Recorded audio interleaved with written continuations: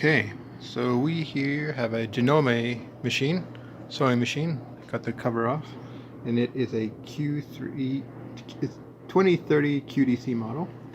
So my wife is having some issues here, and we're trying to solve it.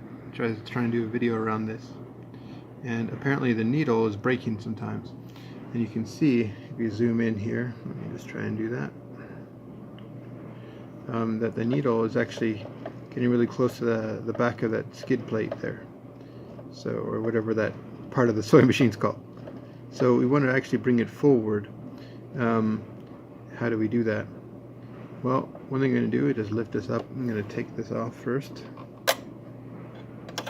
Also want to point out that you might see some other scoring on the plate below, and that could be another place where it strikes.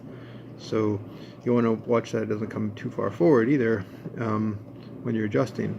And sometimes some of those things might happen from other wear, like if you're pulling on the needle or the fabric while you're sewing, and it could have some strikes like that. But you do want it kind of working in the middle. So how do you adjust this? So one thing is that right now you see it's kind of far back. If you go up, we have the cover off here. You kind of go to the top. See, there's two screws here. And that controls this carriage here, actually. So what we're going to do is just undo those screws a little bit. You don't take them off, you just have to loosen them. And what that does, it lets you move this carriage back and forth. When you do that, at the bottom, you can see it actually moves the needle back and forth. So we're actually just going to adjust this so it looks like you have to push it all the way there. In our case, to have it kind of centered.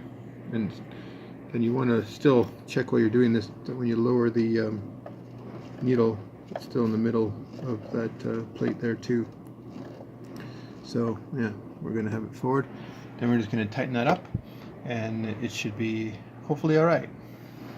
We'll see if it'll work. Hopefully that helps.